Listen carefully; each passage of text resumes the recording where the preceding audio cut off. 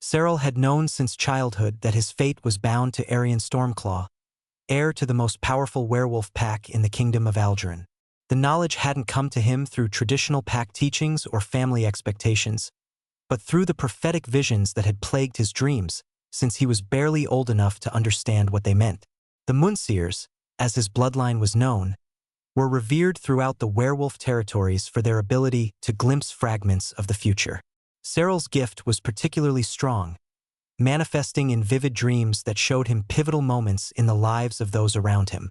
Most of these visions were blessings, warnings of danger that allowed him to save lives, glimpses of joy that brought hope to struggling families, insights into the patterns of weather and harvest that helped his pack prosper. But the vision that dominated his dreams, that repeated itself night after night with crystalline clarity, was of his own bonding ceremony. He had seen it hundreds of times, standing in the sacred circle under the full moon, feeling the pull of destiny as the golden thread of their fated bond became visible to all assembled.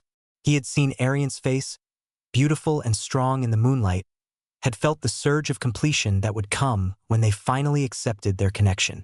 What he had never seen, what his prophetic gift had somehow failed to reveal, was that the future could be changed by choice. That destiny itself could be rejected. Cyril spent 22 years preparing for a future that he believed was written in stone. He studied the ancient rituals that would bind him to his alpha, learned the traditional songs and ceremonies that would celebrate their union, even practiced the formal words he would speak when the moment came to accept their bond publicly. He was beautiful in the way that Omega Seers often were: ethereal, otherworldly, with silver-streaked dark hair that caught moonlight like spun starlight and eyes that seemed to hold depths of ancient wisdom despite his youth. His gift had marked him physically as well as spiritually, leaving him with an aura of mystical power that made even experienced pack members treat him with reverent respect. The Stormclaw pack was the most powerful in the kingdom, led by Alpha Magnus, who had united 3 smaller packs under his rule and established trade relationships with neighboring supernatural communities. Arian, his son and heir, was everything an Alpha should be: tall, powerfully built, with the kind of commanding presence that made others instinctively submit to his authority.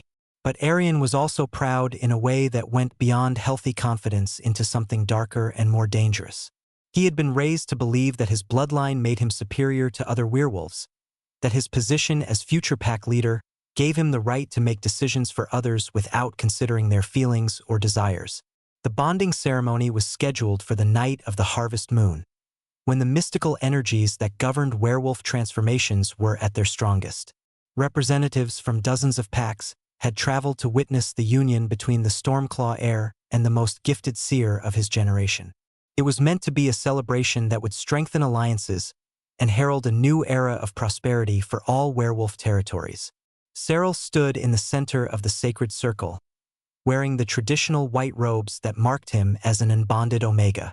The silver circlet on his brow identified him as a member of the Moonseer bloodline, while the crystal pendant at his throat would glow when his prophetic abilities were active.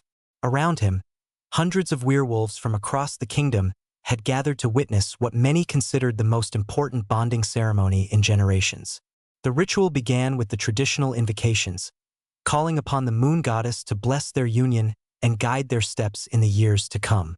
Cyril's gift stirred as the mystical energies built around him, showing him flashes of potential futures: children playing in moonlit gardens, diplomatic meetings that would prevent wars, innovations in agriculture and craftsmanship that would improve life for all their people.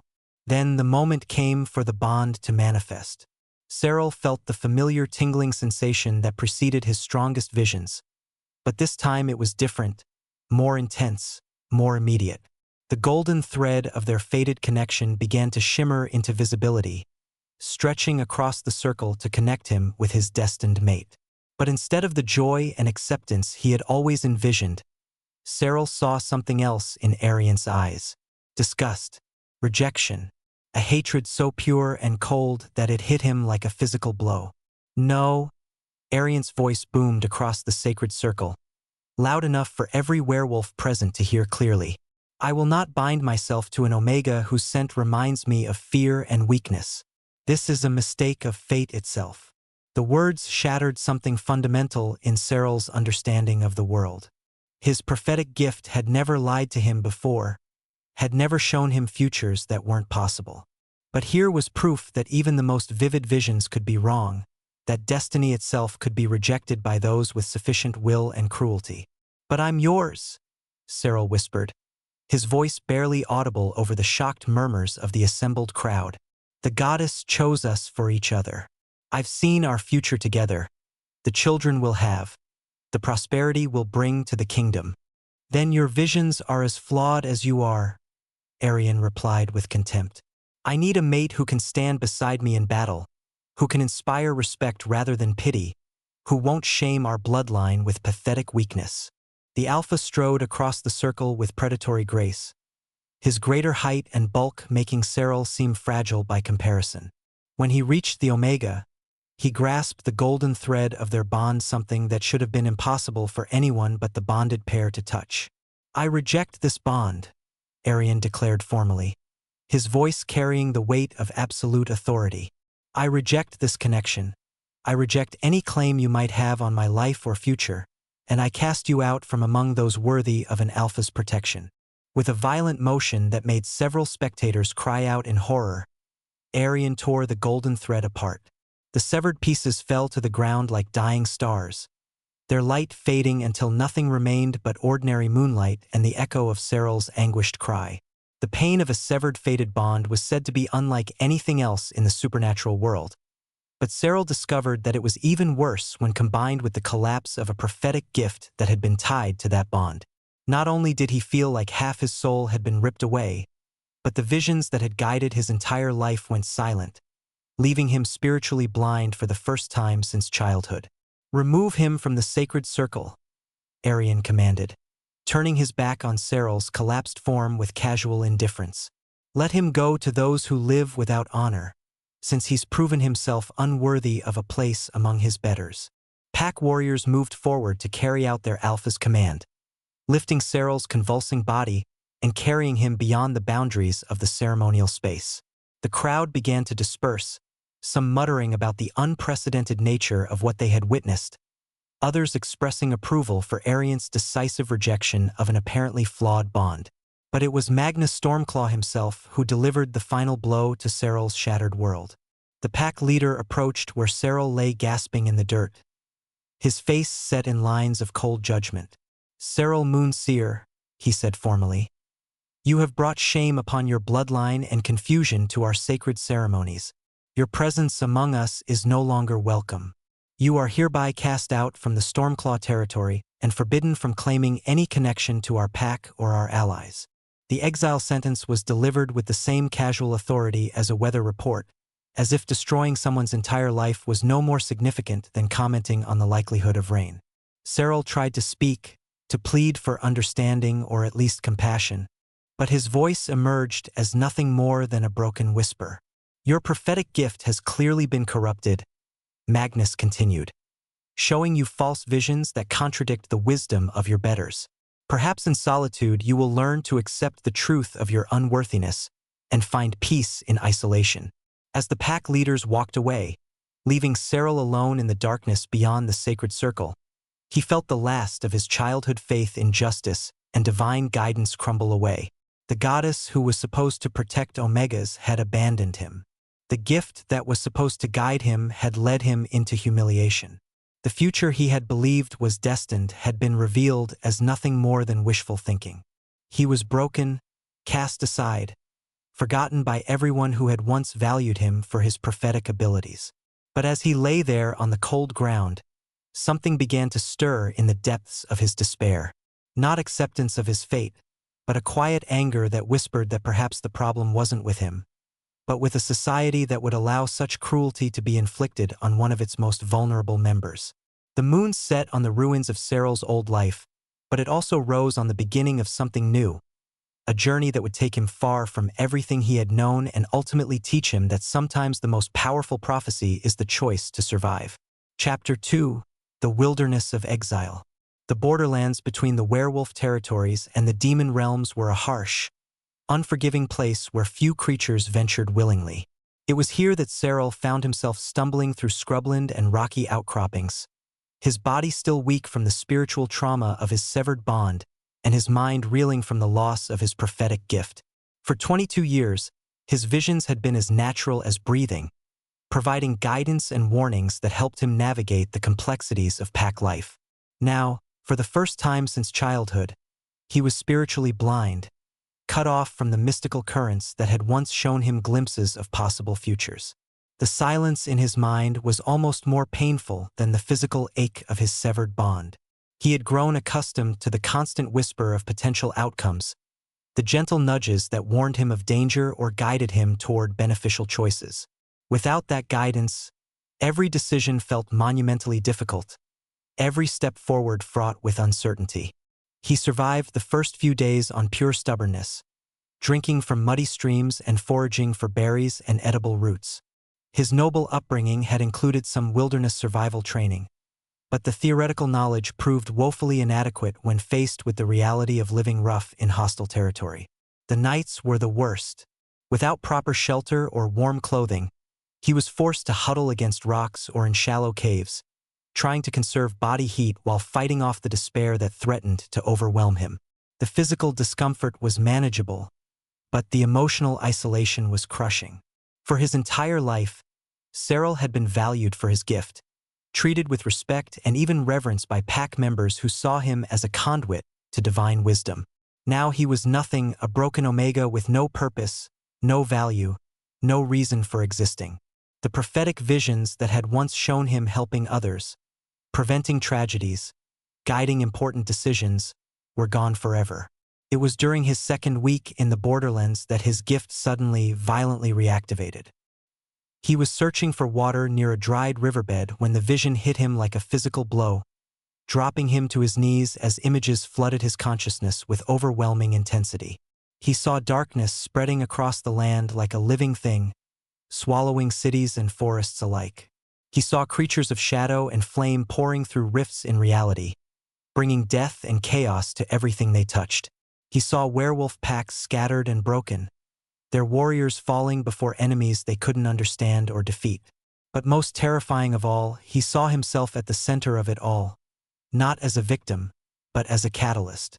His exile, his broken bond, his journey into the borderlands were all part of some larger pattern that would culminate in catastrophe on a scale that defied comprehension. When the vision finally released him, Cyril found himself collapsed in the dirt, his body convulsing with the aftershocks of returned prophetic power.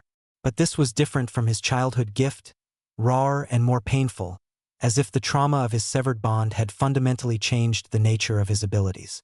The visions that followed over the next few days were fragmentary and difficult to interpret, but they all shared common themes: war between supernatural factions, the breakdown of ancient treaties, the rise of powers that had been dormant for millennia.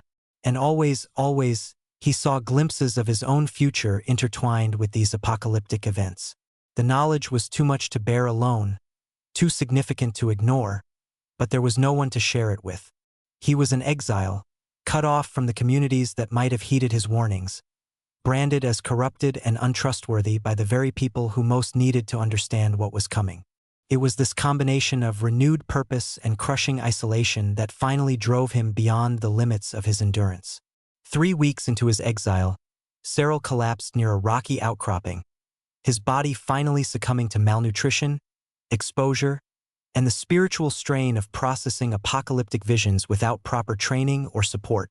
He lay there as the sun set, watching the stars emerge one by one in the clear desert sky, and wondered if this was how his story would end, alone, forgotten, with vital knowledge dying with him in the wilderness. The irony wasn't lost on him that his gift had returned just in time to show him visions he would never live to share. That was when he felt the presence approaching, something powerful and otherworldly that made his exhausted senses prickle with warning. Even in his weakened state, Cyril could sense that whatever was coming was far more dangerous than anything he had encountered in the borderlands. The figure that emerged from the shadows was tall and imposing, moving with fluid grace that spoke of predatory confidence. His skin had a faint luminescent quality that marked him as something far more than mortal, and his eyes glowed with an inner fire that was both beautiful and terrifying. When he spoke, his voice carried harmonics that resonated on frequencies beyond normal hearing, marking him as one of the demon nobility, beings of such power and ancient lineage that even werewolf alphas treated them with wary respect. "Well, well," the demon said, his tone carrying amusement mixed with something that might have been interest. "What have we here? A broken Omega, cast out by his own kind, dying slowly in the borderlands where no one will find his bones." Cyril tried to respond, to ask for help or at least water, but his voice emerged as nothing more than a cracked whisper. The combination of dehydration, malnutrition, and spiritual exhaustion had pushed him beyond the point where normal communication was possible. The demon approached with the kind of casual confidence that spoke of absolute power, kneeling beside Cyril's prone form with movements that were somehow both graceful and predatory. Up close, Cyril could see that his features were aristocratic, perfectly proportioned in the way that marked him as supernatural nobility. "A seer Omega," the demon observed, his glowing eyes studying Cyril with the kind of intense interest that collectors reserved for rare artifacts. "And not just any seer, the scent of severed bonds, of broken prophecy, of potential that has been shattered and reformed into something entirely new." He reached out with one pale hand, his fingertips barely brushing Cyril's forehead, and suddenly the Omega found himself pulled into a vision unlike any he had ever experienced.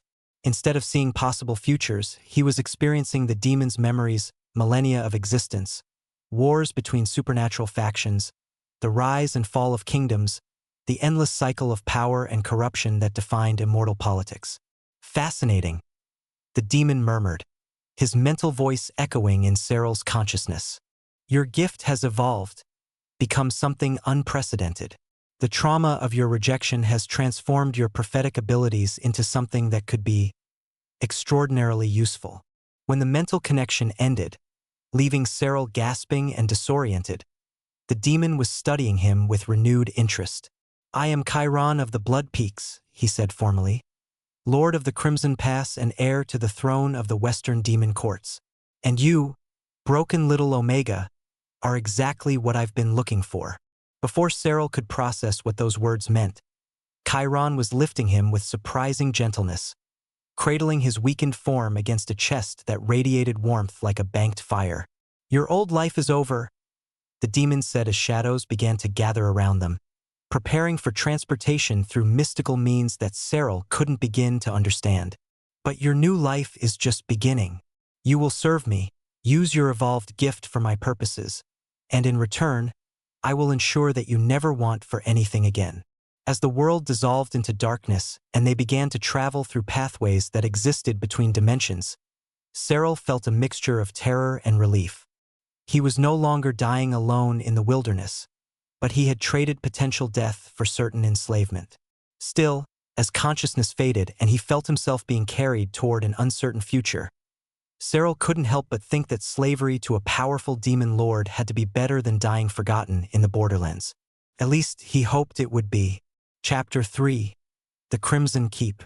Cyril woke to find himself in luxury that seemed impossible after weeks of privation in the borderlands. The bed he lay in was large enough for several people, with sheets that felt like silk against his skin and pillows that seemed to have been crafted specifically for his comfort. Sunlight streamed through tall windows that offered breathtaking views of mountains that looked like they had been carved from ruby and obsidian. For a moment, he wondered if he was experiencing another prophetic vision, some glimpse of a future that might never come to pass. But the sensations were too immediate, too detailed, too overwhelmingly real to be anything other than present reality.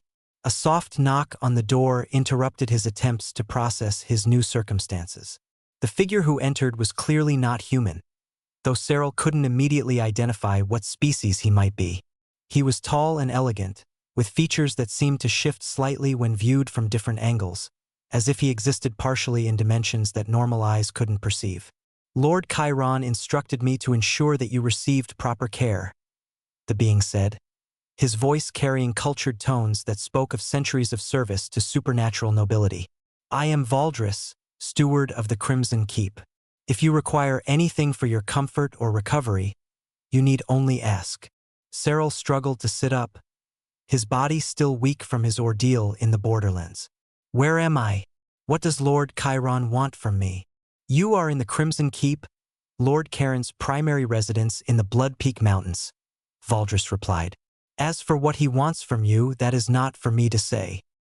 He will explain his requirements when you are sufficiently recovered. The steward gestured toward a table that had been laden with food, not the simple fare that Cyril might have expected for a servant or captive, but delicacies that would have been appropriate for honored guests. There were fruits he didn't recognize, breads that smelled like they had been baked with exotic spices, and meats prepared with techniques that suggested master chefs. Eat, Valdris encouraged. You need to rebuild your strength after your ordeal.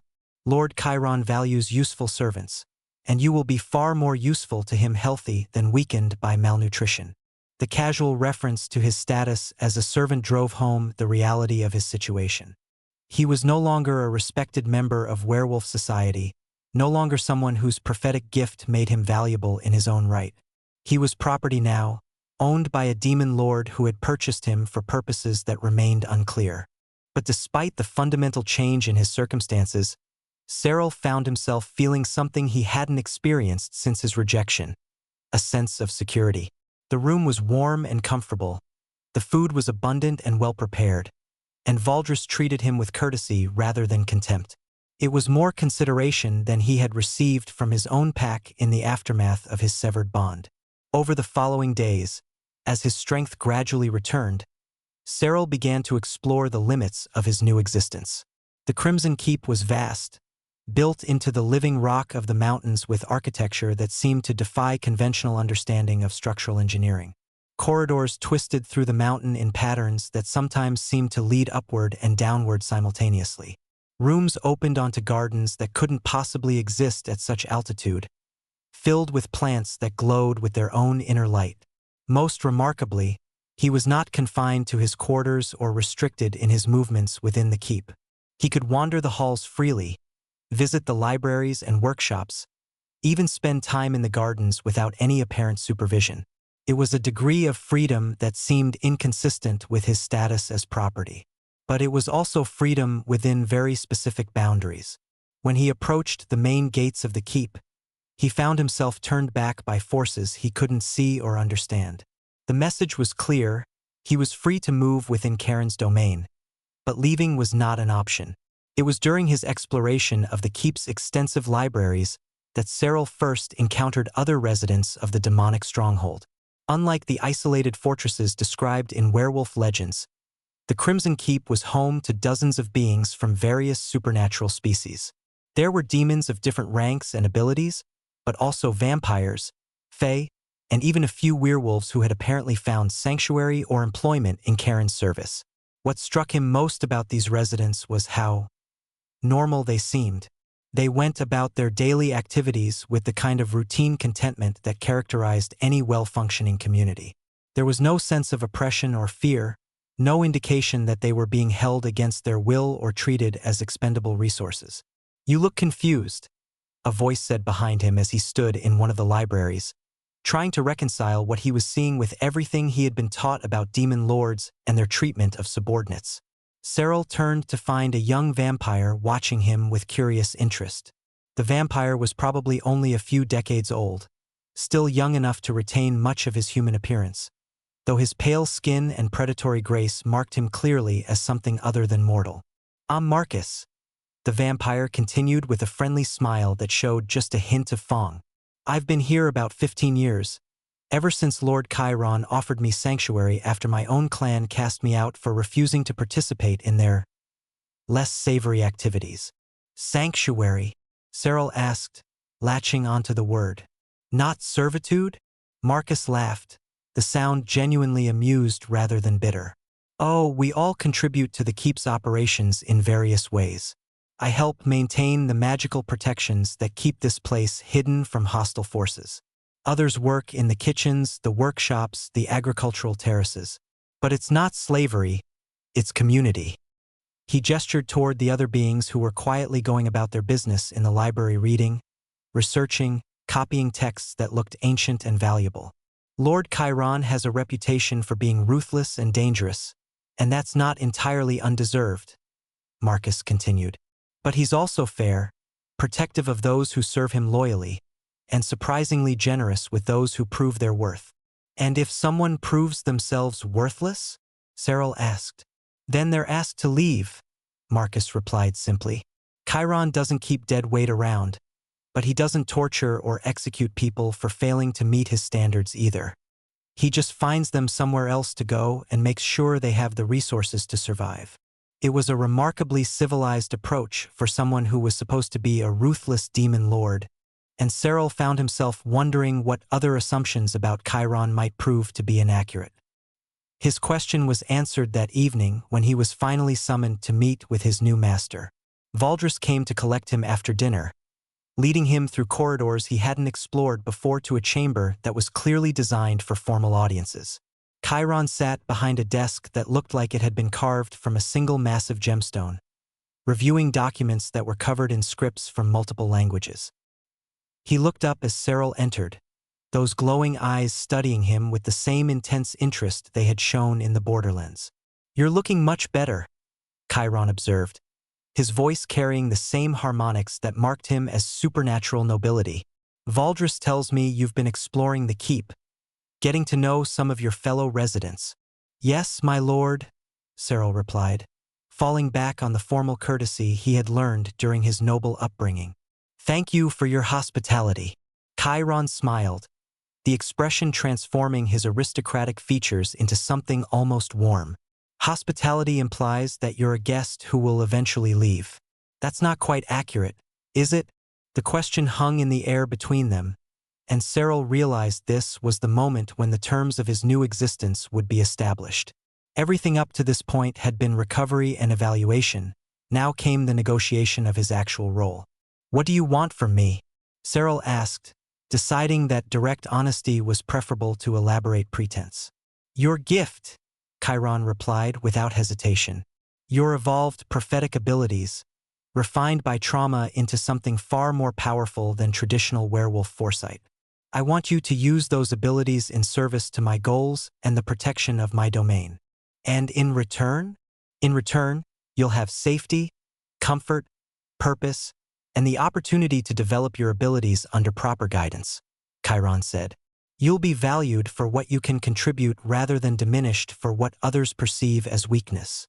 It was a generous offer, far more so than Cyril had expected. But there was something in Karen's tone, some subtle undercurrent, that suggested the Demon Lord's motivations might be more complex than simple exploitation of a useful asset. "Why me specifically?" Cyril asked. "Surely there are other seers who could serve your purposes without the complications that come with harboring an exile from werewolf territory." Chiron leaned back in his chair, his expression becoming more contemplative. "Because other seers are bound by traditional limitations, constrained by conventional training and social expectations. Your gift has been broken and reformed into something unprecedented. You can see possibilities that others can't even imagine." He paused, seeming to choose his words carefully. "Also because I recognize what it's like to be cast out for failing to meet others' narrow definitions of acceptability. We have more in common than you might think." There was something in those words that made Cyril look at Chiron with new eyes. The Demon Lord was beautiful in the way that supernatural nobility often were, but there was also something in his expression that spoke of old pain, of understanding that came from personal experience rather than abstract sympathy. "What did you do?" Cyril asked, then immediately wondered if the question was too personal, too presumptuous. But Chiron didn't seem offended. If anything, his smile became more genuine, less carefully controlled. "I refused to massacre a human village that had committed no crime beyond existing in territory that my family wanted to claim," he said. "I was cast out from the demon courts for showing mercy to beings they considered beneath notice." The admission created a bridge between them that Cyril hadn't expected. They were both exiles, both beings who had been rejected by their birth communities for failing to conform to expected behaviors. "I accept your offer," Cyril said, the decision feeling right in a way that few choices in his life ever had. "I'll serve you loyally and use my gift to protect your domain." "Good," Chiron said, but his expression had become more serious. But understand that this arrangement comes with risks. The visions you'll be experiencing will be more intense, more dangerous than anything you've encountered before, and the knowledge you gain may sometimes be difficult to bear. As if summoned by his words, Cyril felt the familiar tingling sensation that preceded his strongest visions. But this time, instead of the chaotic fragments he had experienced in the Borderlands, the images that flooded his consciousness were clear and immediate. He saw himself standing beside Chiron in this very chamber, but older, more confident, wearing robes that marked him as someone of importance rather than a mere servant. He saw battles where his prophetic warnings saved lives, diplomatic negotiations where his insights prevented wars, moments of quiet companionship where he and Chiron worked together as partners rather than master and servant. And underlying all of these images was an emotion so powerful it took his breath away: love, deep and abiding and freely given on both sides. When the vision faded, leaving him gasping and disoriented, Cyril found Chiron watching him with concern. "What did you see?" the demon lord asked. Cyril hesitated, unsure how to explain visions that showed a future relationship he had never dared to hope for. "Partnership," he said finally.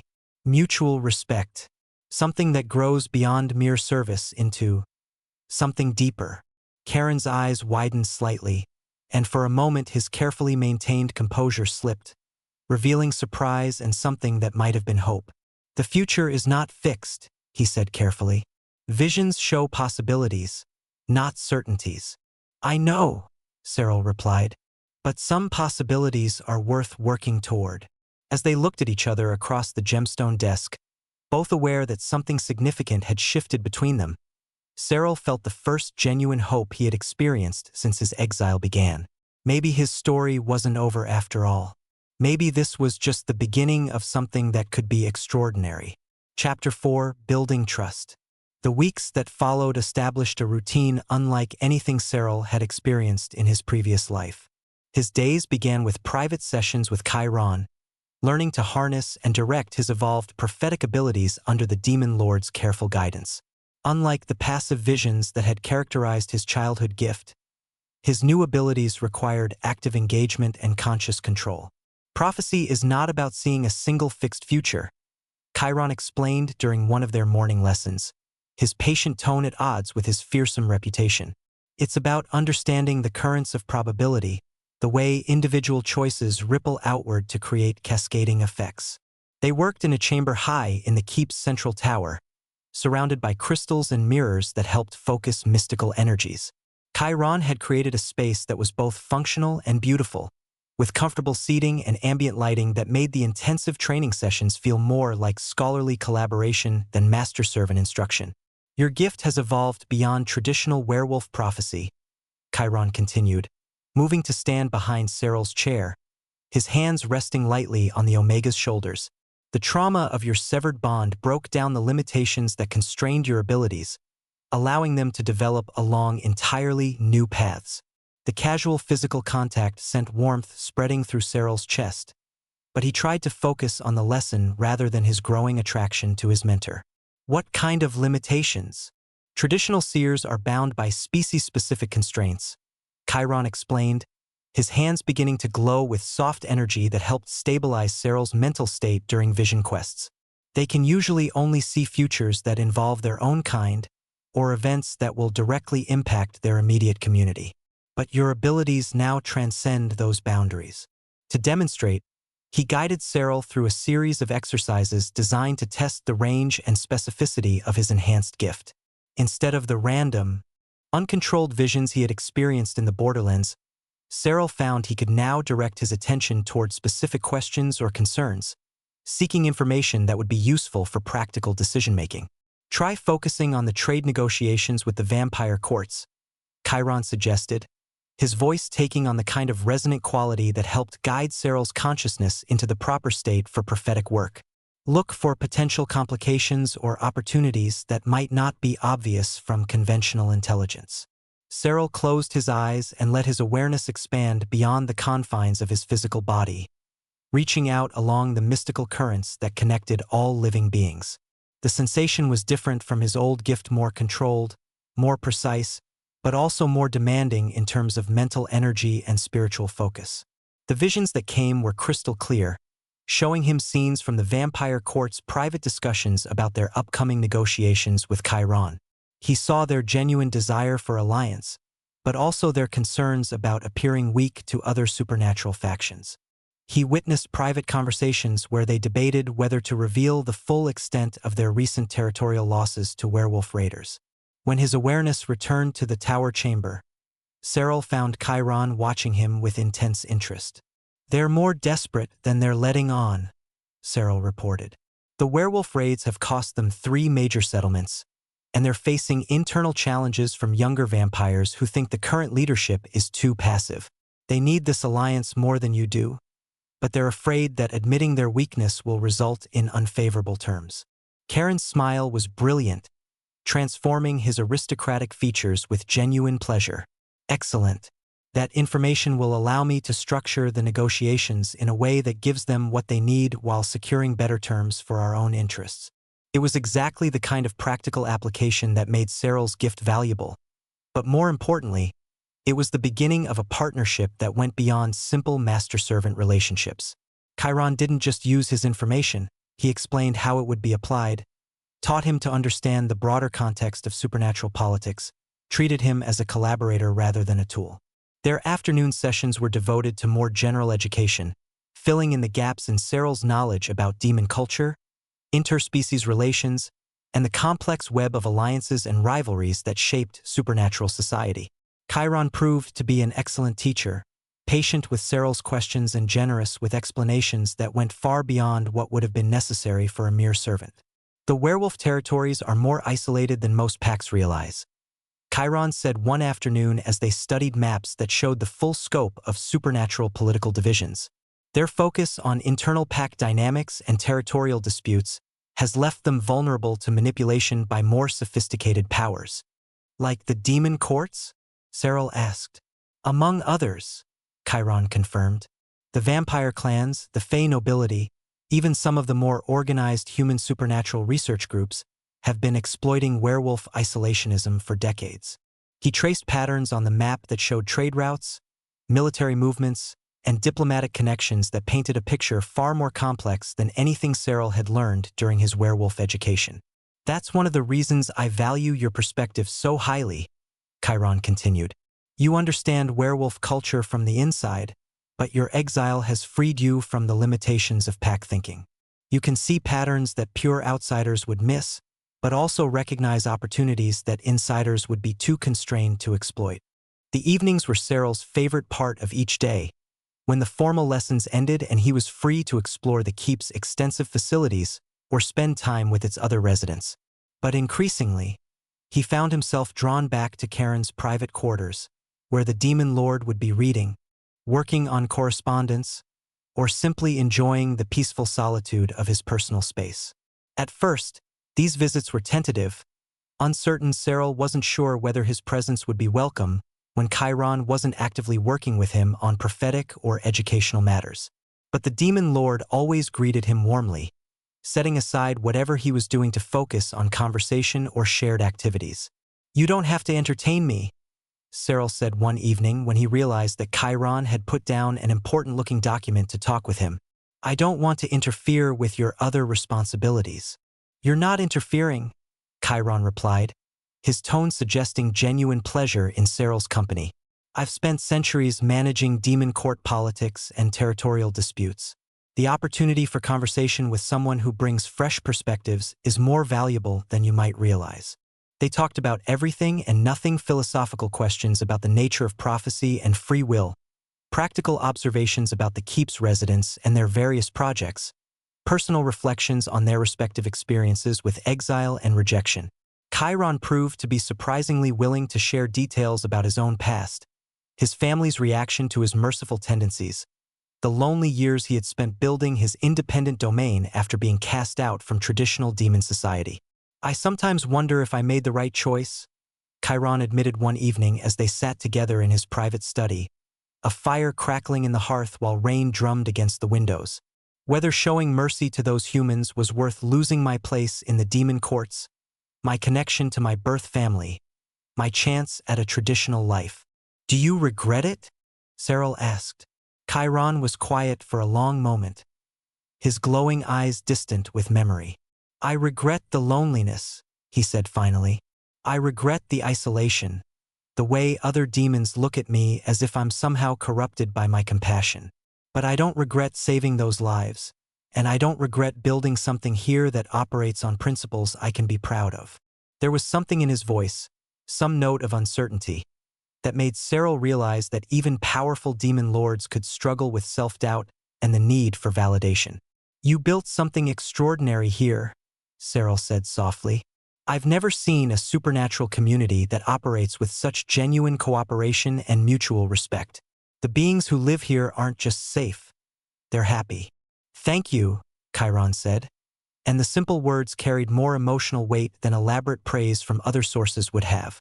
It means a great deal to hear that from someone whose judgment I've come to value. It was during these quiet evening conversations that Cyril began to understand that his growing feelings for Chiron were not entirely one-sided. The demon lord's attention to his comfort and well-being went far beyond what would be necessary for a valuable servant. The personal details he shared, the way he sought Cyril's opinions on matters that had nothing to do with prophetic abilities, the obvious pleasure he took in their companionship, all of it suggested that their relationship was evolving into something deeper than either of them had initially intended. But it was also a relationship that existed within the context of significant power imbalances and unclear expectations. Cyril was still, technically, Charon's property, dependent on the demon lord's goodwill for his survival and security. The idea of expressing romantic feelings under such circumstances felt both presumptuous and dangerous. What if Chiron interpreted such feelings as manipulation, an attempt to gain security through seduction rather than genuine affection? These anxieties were swirling through Cyril's mind one evening when a vision hit him with unexpected intensity, dropping him to his knees in Charon's study and flooding his consciousness with images of potential futures. He saw himself and Chiron standing together on the keep's highest balcony, their hands intertwined as they watched the sunrise paint the mountains in shades of gold and crimson. He saw quiet moments of domestic intimacy, shared meals, comfortable silences, the simple pleasure of falling asleep in loving arms. He saw moments of passion and tenderness that made his cheeks burn with their intensity. But he also saw darker possibilities, rejection and humiliation, the loss of the security and friendship he had found, a return to the isolation and despair that had characterized his exile. When the vision faded, leaving him gasping and disoriented on Charon's study floor, he found the demon lord kneeling beside him, his face tight with concern. What did you see? Chiron asked, his hands hovering near Cyril's shoulders as if he wanted to offer comfort but wasn't sure whether physical contact would be welcome. Cyril struggled to find words that would convey the essential information without revealing too much about his personal feelings. Possibilities, he said finally.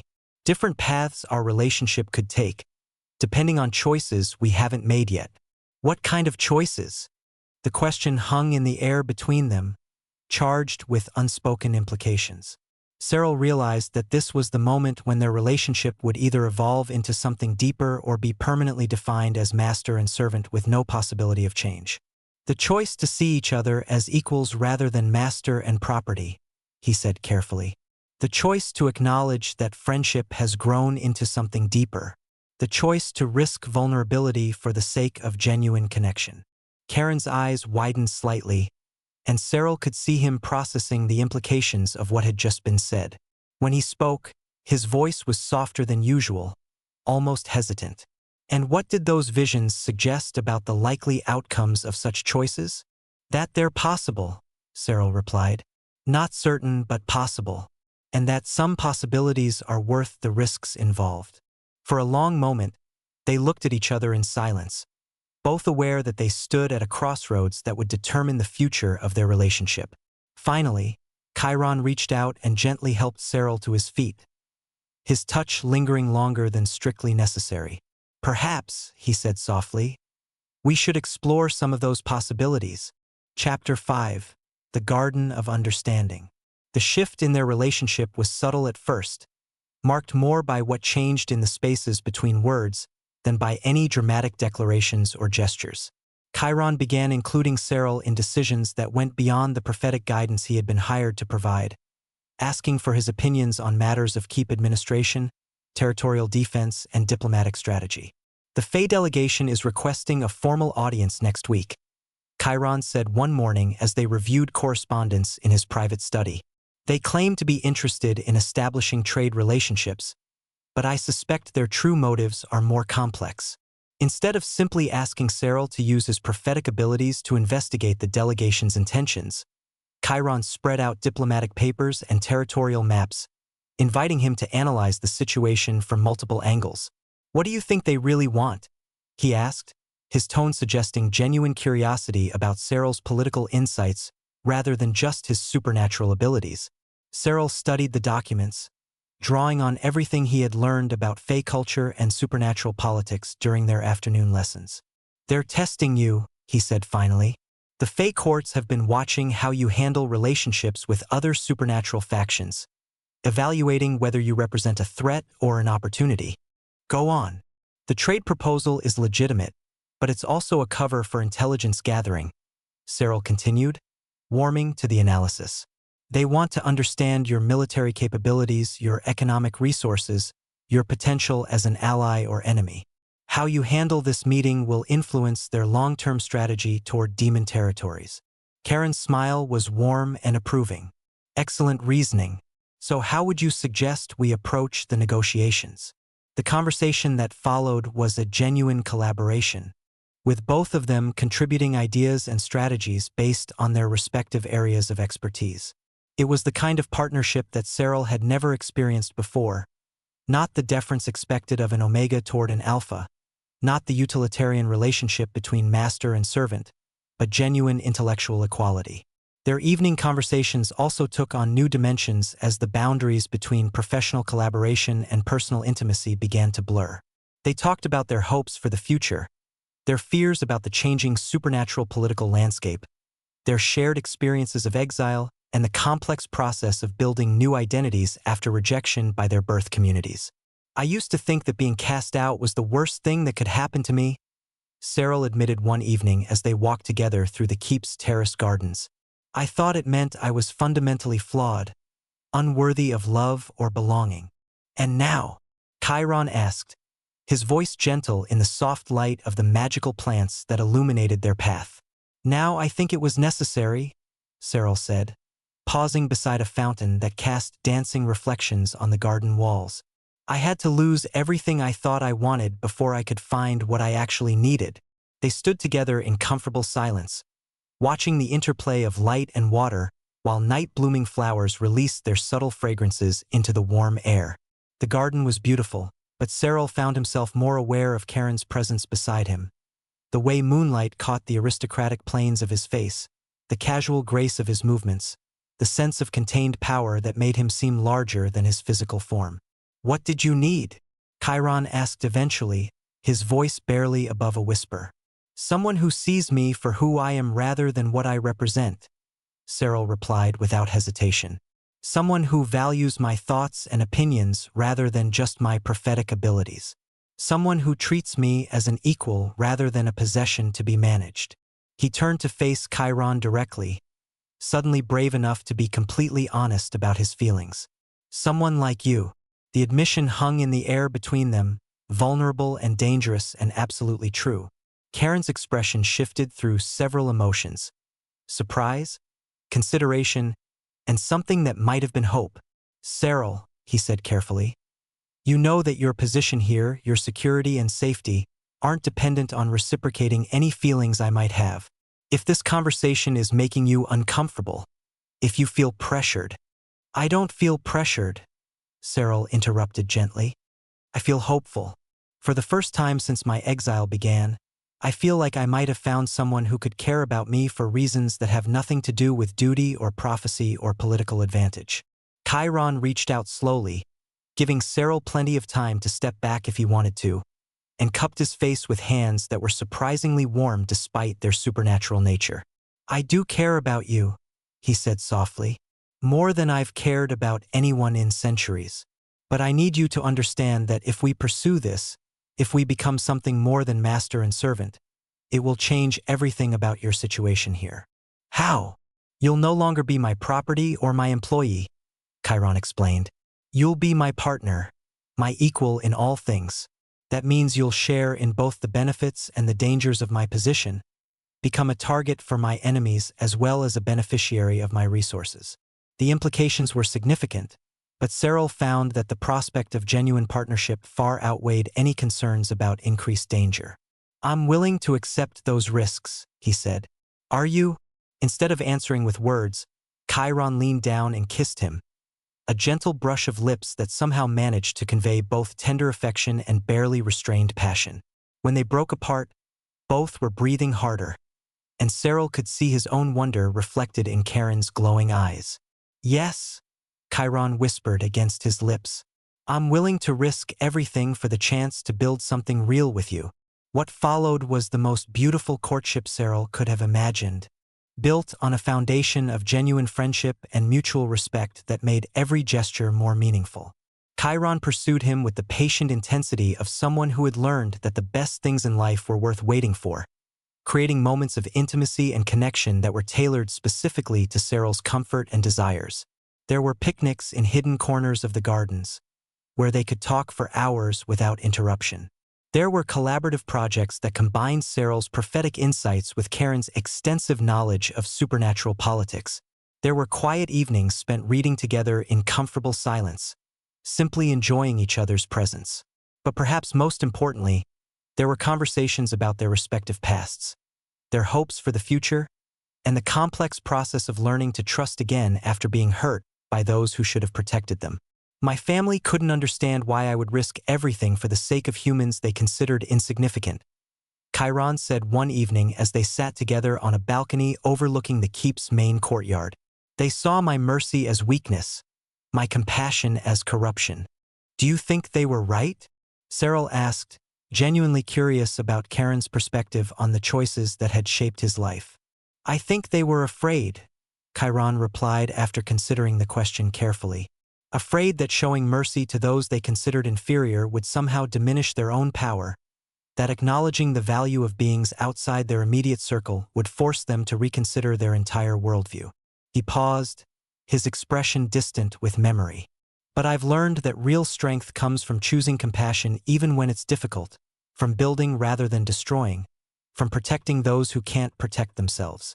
It was exactly the kind of philosophy that Cyril had hoped to find in a partner, and it reinforced his growing certainty that what they were building together was worth whatever risks it might entail. Their physical relationship developed with the same careful consideration that characterized every other aspect of their courtship. Chiron never pushed for more intimacy than Cyril was ready to offer, never used his superior power or position to pressure for compliance with his desires. When they finally came together completely, it was in the context of absolute trust and mutual desire, a joining that was as much spiritual as physical. Chiron made love to him with the kind of reverent attention that made Cyril feel cherished rather than merely desired, focusing on his pleasure and comfort in ways that had never occurred to him were possible. I love you, Chiron whispered afterward as they lay entwined in the soft light of dawn filtering through the bedroom windows. Not because of your prophetic gift, not because of what you can do for me, but because of who you are. Because you make me want to be better than I thought was possible. I love you too, Cyril replied, the words carrying all the weight of finally finding home after years of wandering. Thank you for seeing my worth when I couldn't see it myself. As they drifted off to sleep in each other's arms, surrounded by the security of Karen's mountain stronghold and the warmth of genuine love, Cyril reflected on how completely his life had changed. 6 months ago, he had been a broken exile dying slowly in the borderlands. Now he was loved, valued, and building a partnership with someone who treated him as an equal rather than a possession. But their happiness was about to be tested by forces beyond their control, and Cyril would soon discover that love, no matter how strong, sometimes had to be defended against those who couldn't understand its value. Chapter 6. The Child of Shadows. It was during one of Cyril's prophetic meditation sessions that he first saw the child who would change everything. The vision came without warning, interrupting his careful exploration of potential trade negotiations to show him something far more immediate and urgent. A small figure crouched in an alley between two decrepit buildings, his clothes torn and filthy, his thin frame shaking with exhaustion and fear. The child couldn't have been more than 8 years old, but his eyes held the kind of wariness that came from experiencing too much cruelty at too young an age. What made the vision particularly striking was the way shadows seemed to cling to the child, moving independently of any light source and responding to his emotional state. When he was frightened, the shadows deepened and expanded. When he felt a moment of hope, they lightened slightly, becoming less oppressive. A shadow-touched child, abandoned and hunted by those who feared his unusual abilities. The vision shifted, showing Cyril the child's immediate future captured by slave traders who specialized in supernatural beings, sale to buyers who would exploit his unique nature for their own purposes, a short and miserable life that would end in pain and despair, unless someone intervened. When Cyril's awareness returned to the meditation chamber, he found Chiron watching him with concern. "What did you see?" the demon lord asked. "A child," Cyril said, still processing the emotional impact of the vision. Shadow-touched, maybe 8 years old, hiding in the slums of Darkmoor. He's going to be captured by slave traders within the next few days unless someone helps him. Chiron frowned, clearly considering the implications. Shadow-touched children are incredibly rare, and usually powerful enough to protect themselves despite their age. What makes this one different? He's untrained, Cyril explained. His abilities manifest instinctively in response to emotion, but he has no control over them. He's more likely to hurt himself than his captors. And you want to help him. It wasn't really a question. Chiron knew him well enough by now to recognize when his prophetic visions carried personal urgency rather than just political or strategic importance. "I want to save him," Cyril confirmed. "I know what it's like to be cast out, to be hunted by those who should protect you, to face a future with no hope or safety. I can't just let it happen to someone else when I have the power to prevent it." Chiron studied his face for a long moment, then smiled with the kind of warm approval that always made Cyril's heart skip a beat.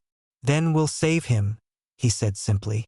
"Do your visions show you where he'll be when the slave traders make their move?" The rescue mission was planned with military precision, drawing on Karen's extensive experience with covert operations and Cyril's specific knowledge of how events would unfold. They took a small team of the keep's most trusted residents, Marcus the vampire for his stealth abilities, 2 demon warriors for combat support, and a fey healer in case the child had been injured during his time on the streets. The slums of Darkmoor were exactly as grim as Cyril's visions had suggested, narrow streets filled with the desperate and the dispossessed, buildings that were barely standing, an atmosphere of hopelessness that seemed to permeate every shadow. It was the kind of place where terrible things happened regularly and no one asked questions. They found the child exactly where Cyril's visions had shown him, huddled in an alley behind a tavern that catered to the supernatural community's more unsavory elements. He was even smaller than he had appeared in the prophetic images, and his fear was so intense that the shadows around him writhed like living things. "It's all right," Cyril said softly, approaching slowly with his hands visible and empty. "We're here to help you." The child looked up with eyes that were far too old for his young face, clearly torn between desperate hope and the learned caution that had kept him alive on the streets. "Are you with them?" he whispered, his voice barely audible. "The men who want to take me away?" "No," Cyril said firmly, kneeling down to bring himself to the child's eye level. "We're here to take you somewhere safe, somewhere you won't have to be afraid anymore." "Nowhere's safe for things like me," the boy said with heartbreaking matter-of-fact acceptance. "The shadows follow me everywhere, and people get scared, and then they try to hurt me or sell me or make me go away." "Not where we're taking you," Chiron said, moving to stand beside Cyril with the kind of calm authority that seemed to reassure the frightened child. "I'm Lord Chiron of the Crimson Keep, and I specialize in providing sanctuary for beings who don't fit into conventional categories." The child's eyes widened as he recognized what Chiron was. Demon nobility weren't exactly common in the slums, and his otherworldly presence was unmistakable even to someone with limited supernatural education. "You're really a demon lord?" the boy asked, his fear beginning to mix with curiosity. "I really am," Chiron confirmed with a slight smile. And this is Cyril, my partner, who has prophetic abilities that showed him you were in danger. We came here specifically to find you. Why? The simple question held layers of confusion and desperate hope. In the child's experience, powerful beings only noticed him when they wanted to exploit or eliminate him. The idea that someone might go out of their way to help him was apparently almost incomprehensible. Because everyone deserves safety and the chance to develop their abilities in a supportive environment, Cyril said gently. Because being different doesn't make you dangerous or worthless. Because you're a child who needs protection, and we have the power to provide it. The boy was quiet for a long moment, studying both their faces as if trying to determine whether they were telling the truth or setting some kind of elaborate trap. What's your name? Cyril asked. Leo, the child said finally. At least that's what my mother called me before she couldn't take care of me anymore. There was a story there, probably a tragic one involving parents who couldn't cope with a shadow-touched child. But Cyril decided that questions about Leo's past could wait until he felt more secure. Well, Leo, Chiron said, extending his hand with the same careful courtesy he would show to an adult. Would you like to come home with us? We have good food, comfortable beds, and lots of people who understand what it's like to be different. Leo stared at the offered hand for a long moment, then slowly reached out to take it. The moment their skin made contact, his shadow abilities responded to the demon lord's supernatural nature, but instead of becoming more chaotic, they seemed to stabilize, as if Karen's presence provided some kind of grounding influence. I can stay, Leo asked, his voice small and uncertain.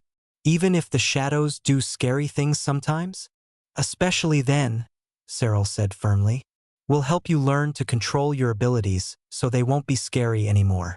And even if they are sometimes, you'll still belong with us.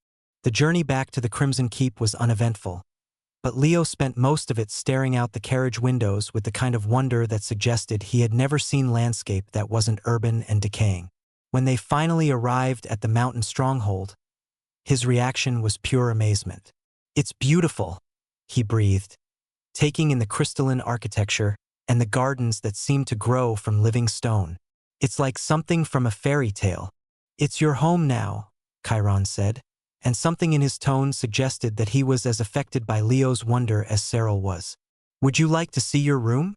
The chamber that had been prepared for Leo was smaller than the guest suites but perfectly appointed for a child's needs. With a bed that was sized appropriately, toys and books that would help with his education, and windows that offered spectacular views of the surrounding mountains. Most importantly, it was located close to Cyril and Karen's private quarters, ensuring that he would never feel isolated or abandoned. This is really mine? Leo asked, his hands hovering over the toys as if he was afraid touching them would make them disappear. Really yours, Cyril confirmed. And if there's anything else you need, anything that would make you more comfortable, just ask.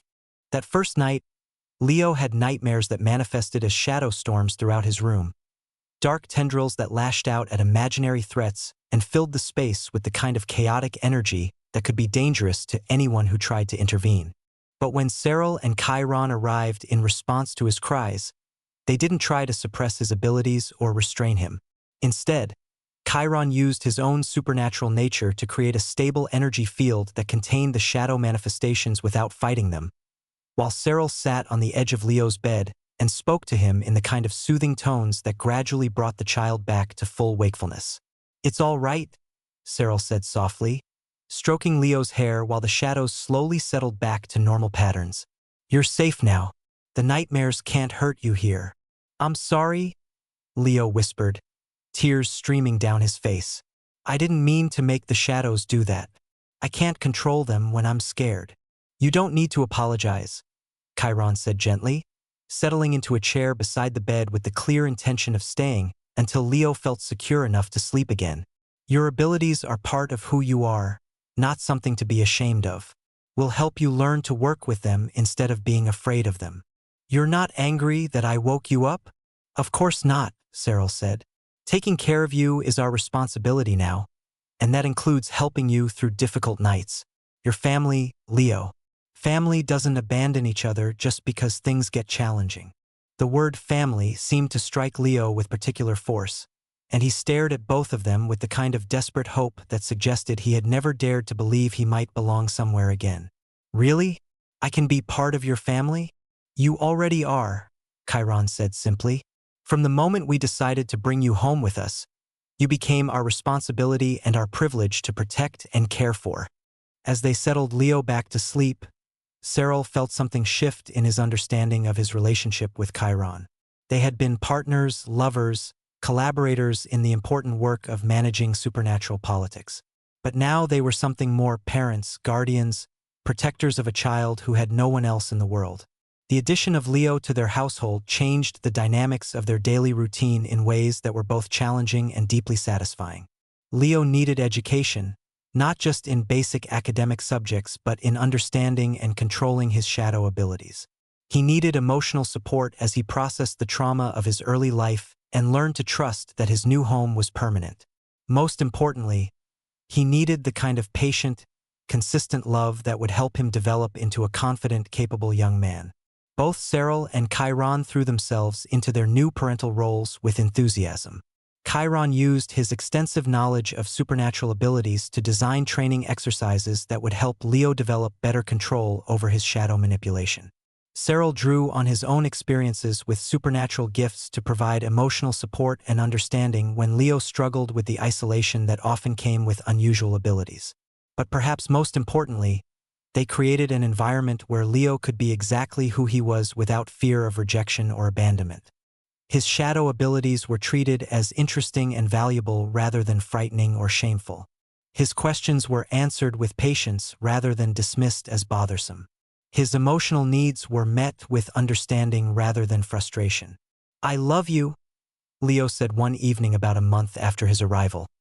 The words coming out in a rush as if he had been holding them back but couldn't contain them anymore. "I know you didn't have to save me, and I know taking care of me is a lot of work, but I love you both so much." "We love you too," Cyril said, pulling the boy into a hug that was fierce with protective affection.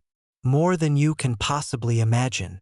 You're the best thing that's happened to us," Chiron added, his usual careful control slipping enough to show the genuine emotion underneath. "Thank you for letting us be your family."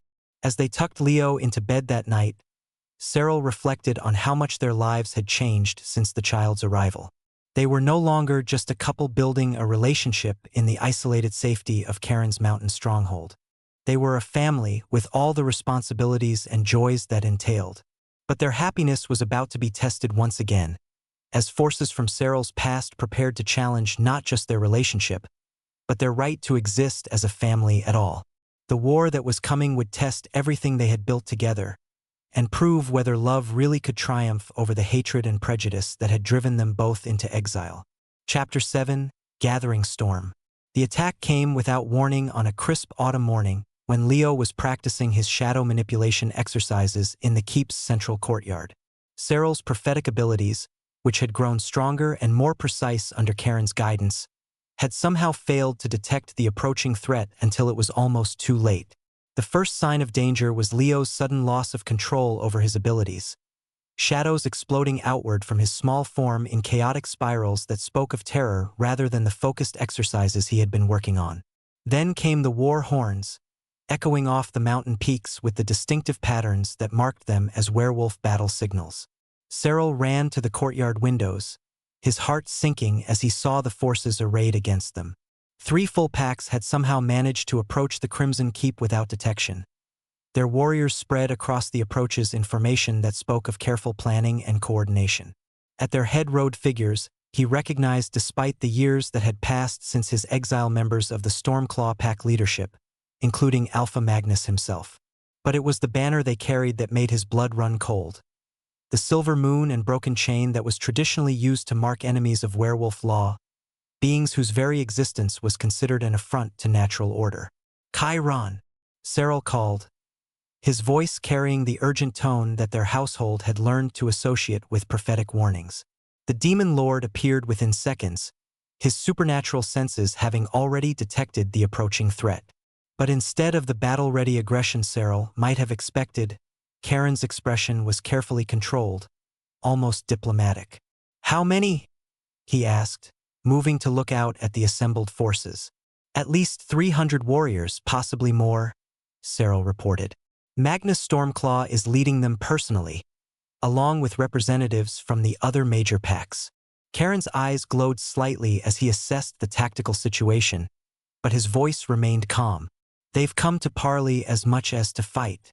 See how they've positioned themselves within attacking distance but not in active assault formation. They want to talk first. About what? Before Chiron could answer, a horn sounded from the approaching forces. Not the war call that had announced their arrival, but the formal request for audience that was used when one leader wanted to negotiate with another. About you, Chiron said grimly. About us. About Leo. About everything we've built here that challenges their narrow understanding of acceptable relationships. The formal delegation that approached the keep's main entrance was smaller than the military force that backed it, but no less intimidating. Alpha Magnus led the group, his presence commanding and dangerous even at a distance. Beside him rode several other pack leaders that Cyril recognized from interpack gatherings, their combined authority representing the majority of werewolf territory in the kingdom. Most painful of all was the presence of Arian, looking every inch the powerful alpha heir he had always been destined to become. His face was set in lines of righteous determination, as if he saw himself as a hero come to rescue someone from corruption rather than a man who had once destroyed someone's life through his own cruelty. Lord Chiron, Magnus called out when they reached speaking distance, his voice carrying the formal courtesy required by supernatural diplomatic protocol. We request an audience with you regarding matters of mutual concern. You may enter as guests under the traditional protections, Chiron replied, his own voice carrying the resonant authority of demon nobility. But your army remains outside our borders. Agreed, Magnus said, though his tone suggested he considered the concession temporary rather than meaningful. The audience took place in the keep's formal reception hall, a chamber designed to impress visitors with both the beauty and the power of its owner. Chiron took his place on the throne-like chair that marked him as lord of the domain, while Cyril stood beside him in a position that clearly indicated partnership rather than servitude. Cyril Moonseer, Magnus said, his eyes focusing on the Omega with the kind of intensity that was meant to intimidate. You were cast out from werewolf territory for the corruption of your prophetic gift and your unsuitability for proper bonding. Yet here you stand, openly defying the judgment of your betters. I stand here as a free being who has found love, purpose, and family, Cyril replied, his voice steady despite the emotional impact of facing his former pack leader. I owe no allegiance to those who cast me out, and I accept no authority from those who denied me justice. You speak of justice? Arian interjected, stepping forward with the aggressive confidence that had once made Cyril's heart race with anticipation. But what justice is there in corrupting yourself with demonic influence? What honor is there in abandoning your own kind for the sake of unnatural desires? The words were designed to wound, to make Cyril doubt himself and the choices he had made. But instead of the devastation they might have caused a year ago, Cyril felt only pity for the man who had once been his destined mate. The only corruption here is your inability to see past your own prejudices, Cyril said calmly. The only unnaturalness is the hatred that drives you to hunt down someone who has found happiness despite your best efforts to destroy him. Happiness? Magnus laughed, the sound cold and mocking. You call this perversion happiness? You live as a demon's pet, raise a shadow-touched abomination as if it were your own child, corrupt the natural order with bonds that violate every law of supernatural society. The mention of Leo sent a spike of protective fury through Cyril's consciousness, and for a moment his carefully maintained composure cracked. Leo is not an abomination, he said, his voice carrying harmonics that made the crystal walls of the reception hall sing with resonant energy. He is a child who needed love and protection, who has flourished under care instead of withering under rejection. He is everything good about what family can be when it's based on choice rather than obligation.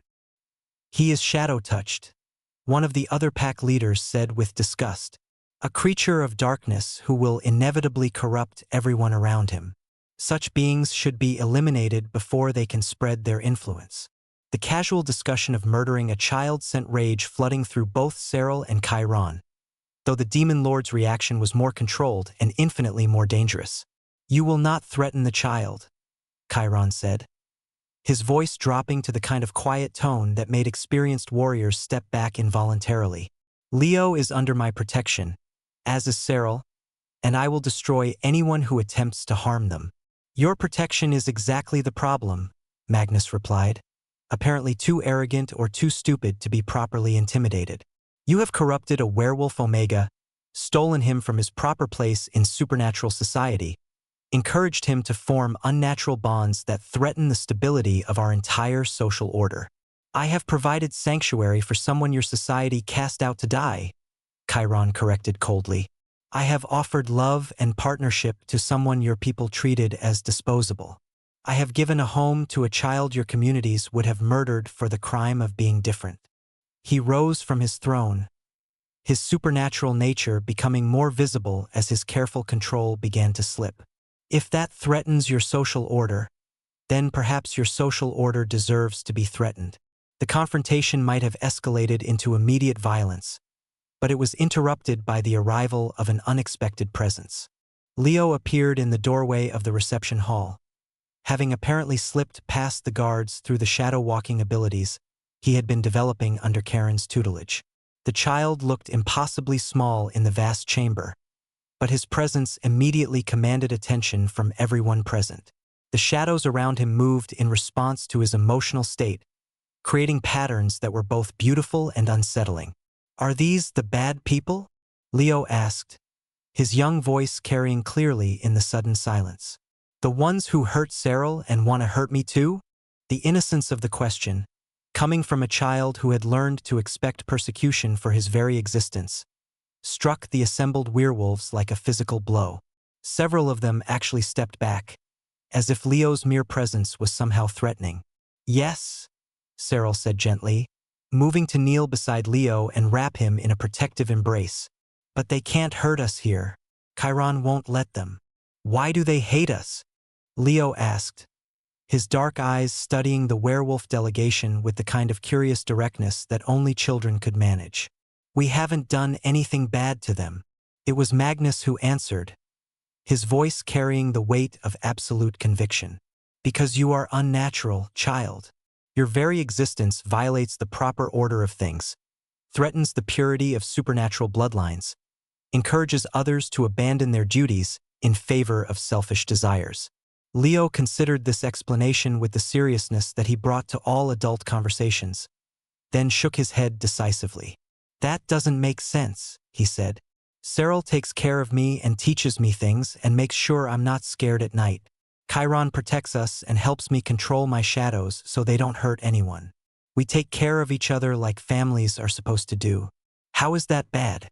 The simple wisdom of the child's words seemed to resonate through the reception hall, highlighting the fundamental cruelty of the werewolf's position.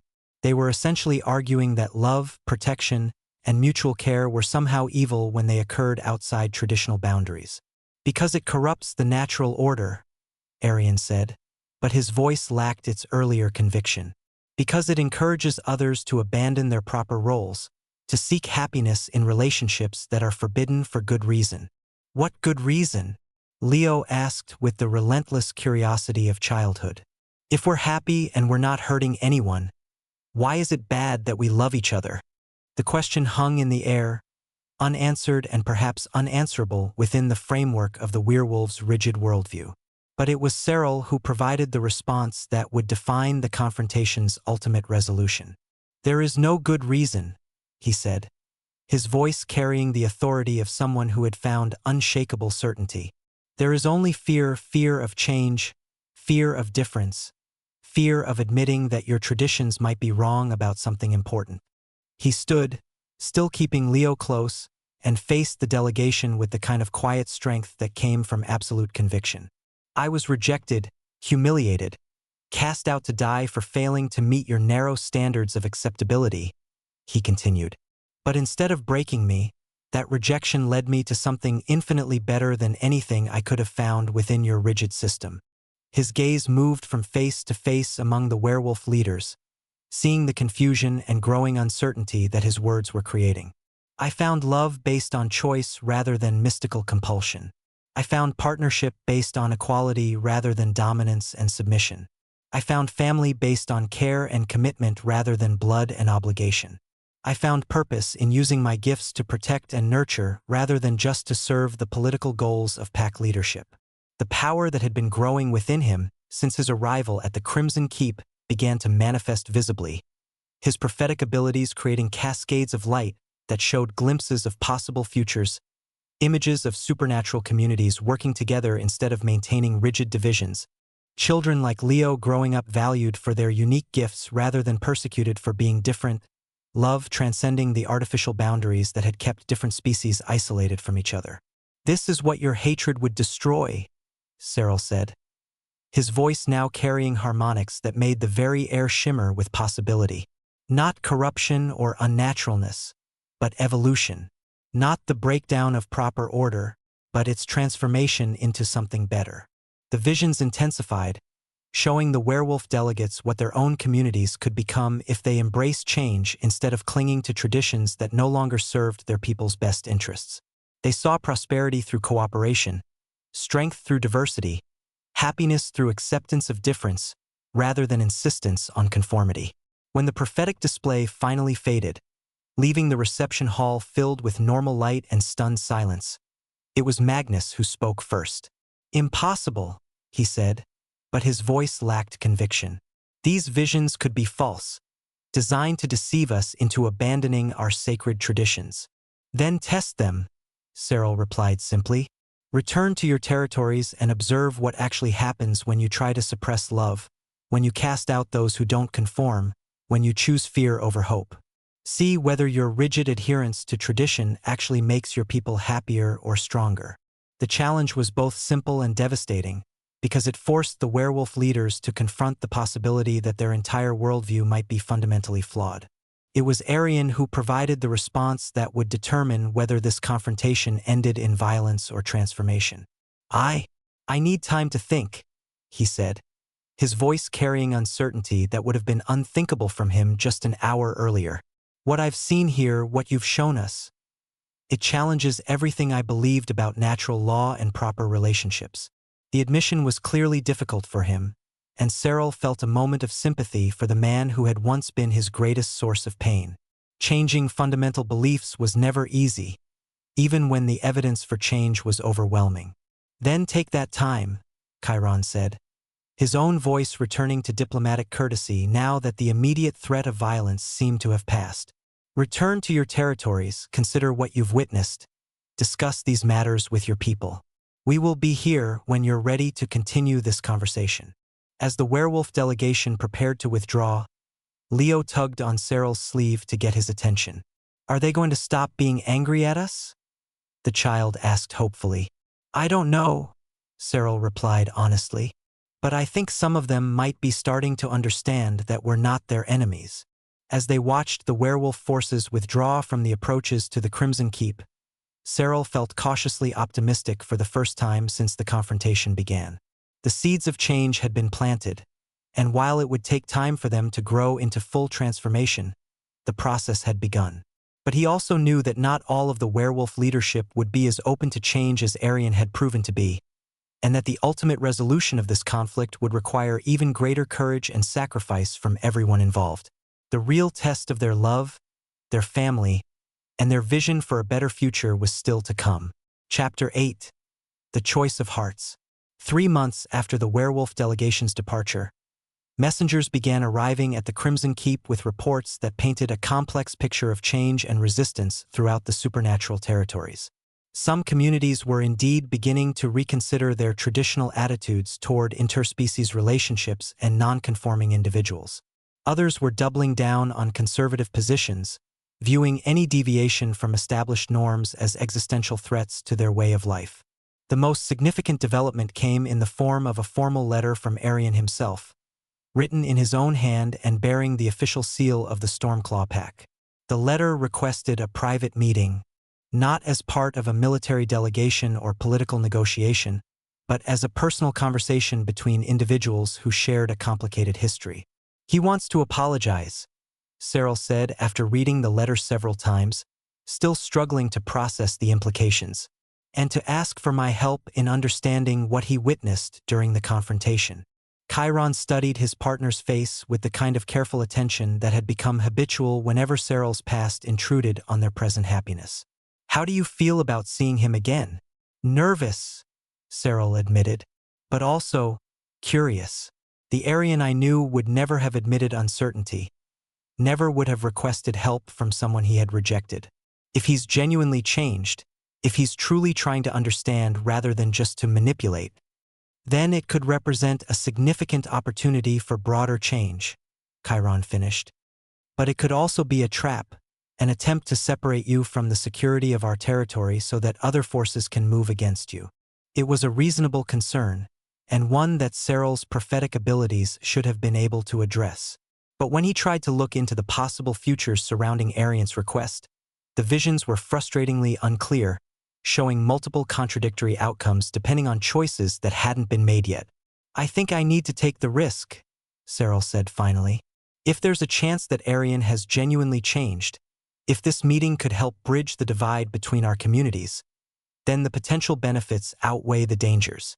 Then we'll meet with him, Chiron said without hesitation. But here, in our territory, with our security arrangements and our terms for the conversation. The meeting was arranged for the following week, in the same reception hall where the larger confrontation had taken place. But this time, the atmosphere was completely different. Instead of the formal throne-like arrangements that had emphasized power and authority, they set up comfortable chairs around a small table, creating an environment that encouraged honest conversation rather than diplomatic posturing. Arian arrived alone, as promised, but the man who entered the reception hall was noticeably different from the proud, arrogant alpha who had led the military delegation months earlier. He moved with less aggressive confidence, his posture suggesting uncertainty rather than domination. Most significantly, he looked at Cyril without the contempt or disgust that had characterized his earlier expressions. "Thank you for agreeing to see me," Arian said, his voice carrying genuine humility rather than the commanding authority that had once been his default tone. "I know I have no right to ask for your time or attention after what I did to you. Everyone deserves the chance to grow and change," Cyril replied, echoing words that Chiron had spoken to him during his own process of healing and transformation. "I'm willing to listen to what you have to say." Arian took a seat across from them, his movements careful and deliberate, as if he was afraid of giving offense through some unconscious gesture or assumption. "I've spent the last 3 months trying to understand what I saw here," he began, his eyes focused on his hands rather than meeting their gazes directly. "The visions you shared, the obvious love between you and Lord Chiron, the way that child looks at you both with such trust and affection. It doesn't match anything I was taught about natural law or proper relationships." He paused, struggling with words that were clearly difficult for him to speak. "I was raised to believe that werewolf bonds were sacred, that fated mates were chosen by divine will, that deviation from traditional roles would lead to chaos and corruption," he continued.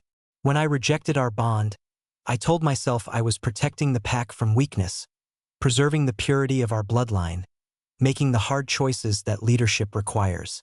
And now," Chiron asked gently, his tone encouraging rather than confrontational.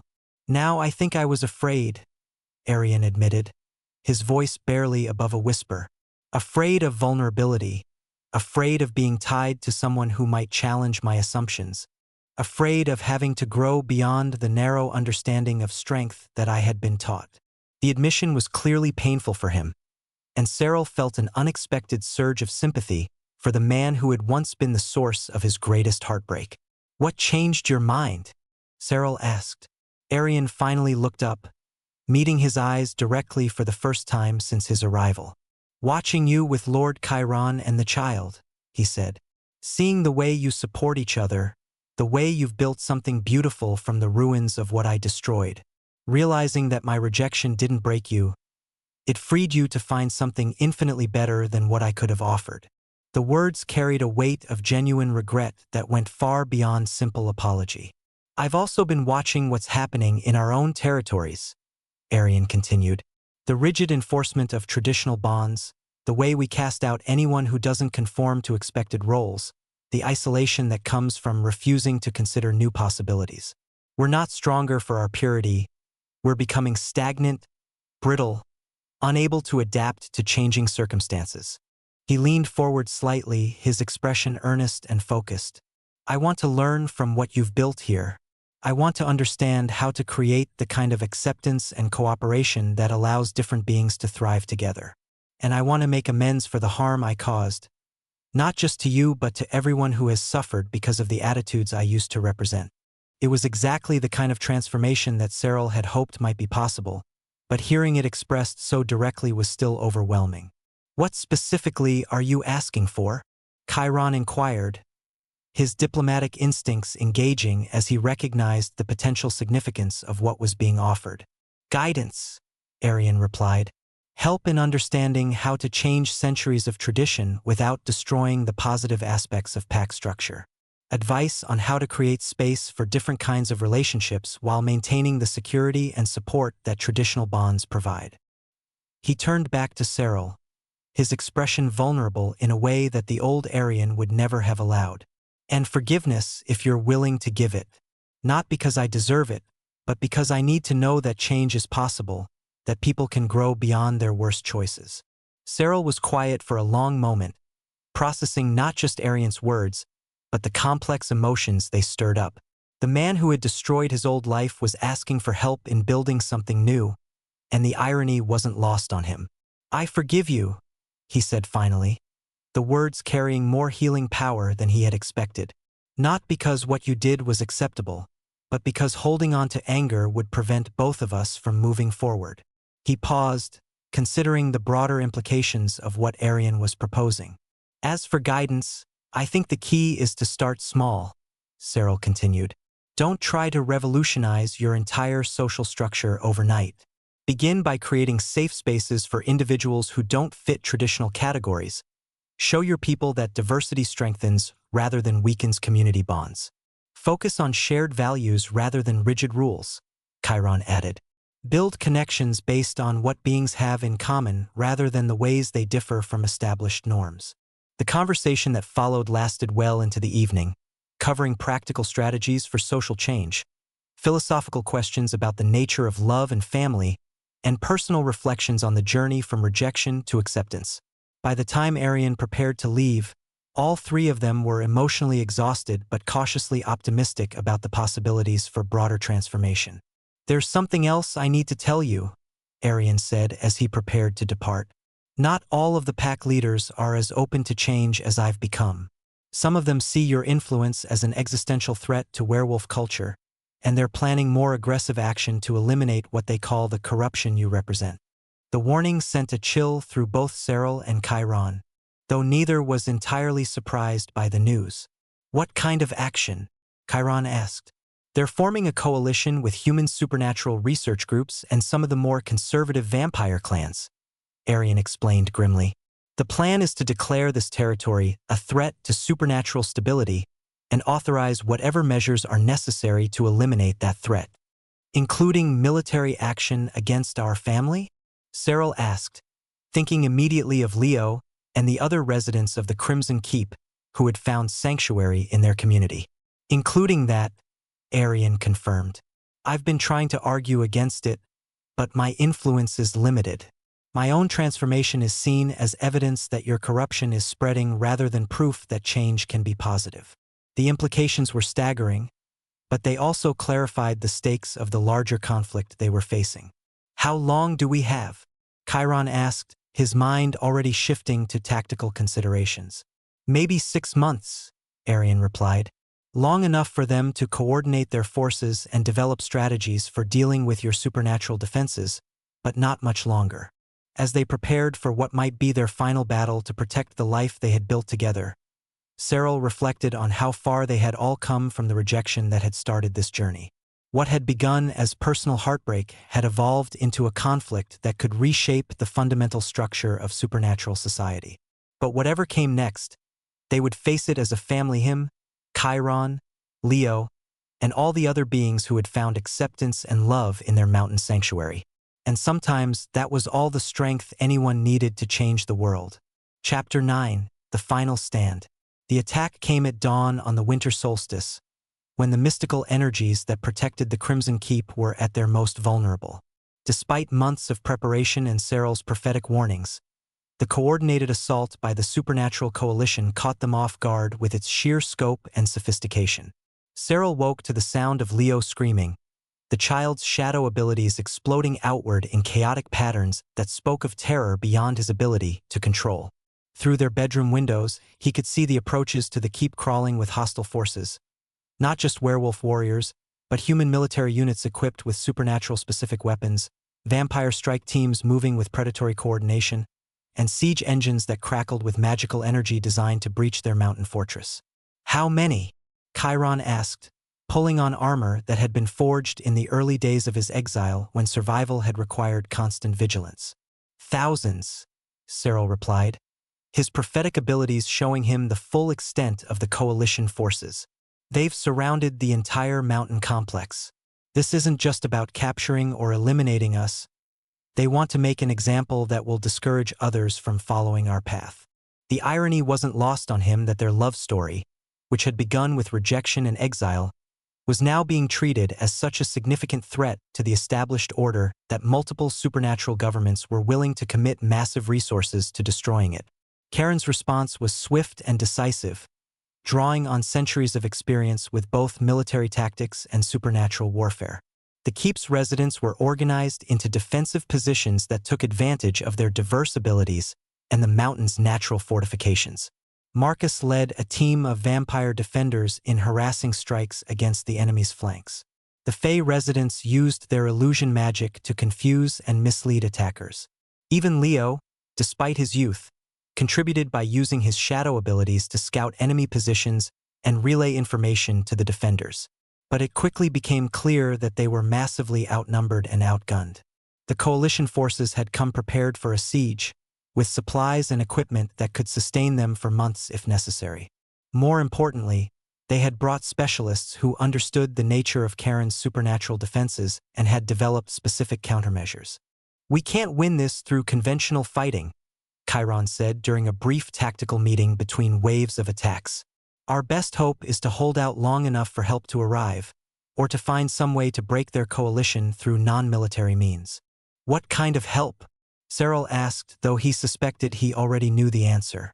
"Arian has been rallying the more progressive elements within werewolf society," Chiron replied. "If he can convince them to intervene on our behalf, or at least to withdraw their support from the coalition, it might create enough doubt to fracture their unity." But even as he spoke, Cyril's prophetic abilities were showing him futures that grew darker with each passing hour. The coalition leaders were too committed to their course of action to be easily dissuaded, and the conservative factions they represented saw this conflict as existential rather than merely political. It was Leo who provided the insight that would ultimately determine the battle's outcome. "Why are they so scared of us?" the child asked during a lull in the fighting. His young face streaked with tears, but his voice steady with the kind of courage that shame adults who had lived far longer. "Because we represent change," Cyril explained, gathering Leo into a protective embrace while explosions echoed from the keep's outer defenses. "Because we've proven that love can transcend the boundaries they've spent centuries maintaining." "But change isn't always bad," Leo said with the clear logic of childhood. "When I first came here, my shadows were scary and out of control. But Chiron taught me how to make them beautiful instead. Change made me better, not worse." The simple observation triggered something in Cyril's consciousness, activating his prophetic abilities in ways that went far beyond his usual focused visions. Instead of seeing potential futures, he began to perceive the deeper currents of possibility that flowed through all supernatural society, the points where individual choices could cascade into transformation on a massive scale. "That's it," he whispered, the understanding hitting him with almost physical force. "They're not really fighting us. They're fighting the possibility that we represent. They're trying to prevent change itself, to keep their world static and predictable, even if that means destroying everyone who demonstrates that alternatives are possible." "So how do we defeat that?" Chiron asked, though his tactical mind was already beginning to grasp the implications of what Cyril was suggesting. "We don't defeat it," Cyril replied with growing certainty. "We transform it. We show them not just that change is inevitable, but that it can be beautiful, beneficial, and aligned with their deepest values rather than opposed to them." The plan that emerged from this insight was audacious to the point of seeming impossible, but it was also the only strategy that offered hope for anything beyond Pyrrhic victory. Instead of trying to resist the coalition forces militarily, they would use Cyril's evolved prophetic abilities to project a vision that encompassed every being involved in the conflict, attackers and defenders alike. It would be the ultimate demonstration of harmony magic, showing thousands of individuals simultaneously what supernatural society could become if it embraced cooperation over division, love over fear, growth over stagnation. The psychic strain would be enormous, potentially fatal, but it was their only chance to end the conflict without massive casualties on both sides. "I can't let you take that risk," Chiron said when Cyril explained what he intended to attempt. "The magical backlash alone could kill you, and even if you survive, there's no guarantee that the vision will have the intended effect." "There's no guarantee that anything we try will work," Cyril replied with the kind of calm certainty that came from absolute conviction. "But this is what my gift was meant for. Not just seeing possible futures, but helping to create the future that serves everyone's highest good." He looked around at their makeshift command center, seeing the faces of beings who had found acceptance and love in their mountain sanctuary, who were now prepared to fight and die rather than surrender what they had built together. "Besides," he added with a slight smile, "I won't be doing it alone. Every person here, everyone who has found belonging in our community, will be part of the vision. Their experiences, their transformations, their love, all of it will contribute to showing the attackers what they're really trying to destroy." The magical working began at sunset, as the winter solstice reached its peak and the mystical energies that governed supernatural transformation were at their strongest. Cyril stood in the keep's highest tower, surrounded by everyone who called the Crimson Keep home, their combined will and shared experiences forming the foundation for the greatest act of harmony magic that had ever been attempted. The vision that exploded outward from the mountain fortress was unlike anything that had ever been experienced in supernatural history. Every being within miles, coalition forces and defenders alike, suddenly found themselves experiencing love from the inside, feeling what it was like to be accepted completely despite being different, understanding the joy that came from building chosen family based on care and commitment rather than obligation and tradition. They felt Leo's transformation from a terrified, abandoned child into a confident young person whose unique abilities were celebrated rather than feared. They experienced the healing that came from being valued for who you truly were rather than diminished for failing to meet others' narrow expectations. They understood the strength that came from cooperation across species lines, the innovation that emerged when different perspectives were brought together, the prosperity that followed when energy was devoted to building rather than destroying. Most powerfully of all, they felt the love between Cyril and Chiron. Not just the romantic aspects, but the partnership, the mutual support, the way they brought out the best in each other while respecting their individual natures. They experienced the deep satisfaction that came from creating something beautiful together, from being part of something larger than themselves, from choosing each other every day rather than being bound by mystical compulsion. The vision lasted for hours, though time seemed to flow differently within its embrace. When it finally faded, leaving the mountain fortress bathed in the soft light of dawn, the coalition forces had laid down their weapons and were standing in stunned silence. It was Magnus Stormclaw who spoke first, his voice heavy with emotion and the weight of difficult realizations. "I have lived for 3 centuries, he said, addressing not just Cyril and Chiron but everyone within hearing distance. "I have led my pack through wars and disasters, made decisions that affected thousands of lives, considered myself wise in the ways of supernatural law and natural order." He paused, looking around at the faces of beings from dozens of different species who had just shared the most intimate experience of their lives. "But I have never felt anything like what you just showed us," he continued. "The love, the acceptance, the joy that comes from being part of something that celebrates rather than merely tolerates difference. If this is corruption, then perhaps we need more corruption in our world." One by one, The leaders of the various coalition factions stepped forward to formally acknowledge what they had experienced and witnessed. Not all of them were immediately converted to supporting interspecies relationships and non-traditional family structures, but all of them now understood that what they had come to destroy was not evil or corrupting, but simply different. More importantly, they had felt the deep loneliness and fear that drove their own resistance to change, and had experienced an alternative that offered hope for something better. The formal end to the conflict came when Aryan stepped forward, no longer speaking as just one voice among many, but as someone who had been transformed by everything he had witnessed and felt.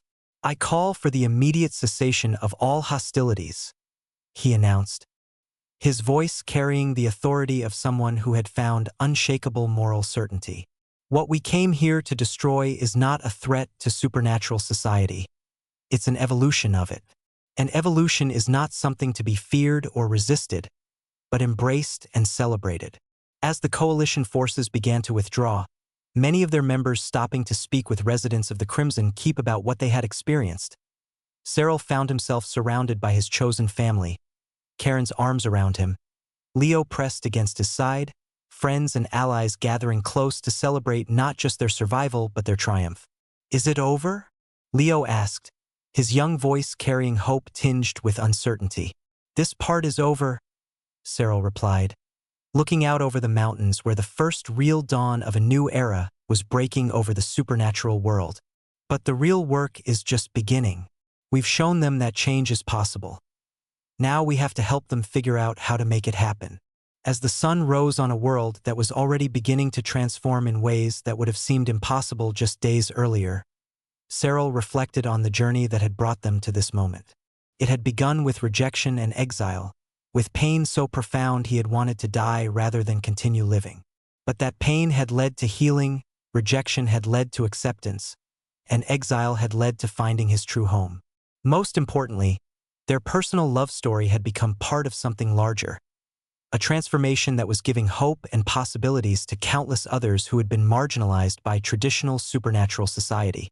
Their love had become a bridge between worlds, proof that individuals could transcend the limitations of their birth circumstances and create something beautiful from even the most unpromising beginnings.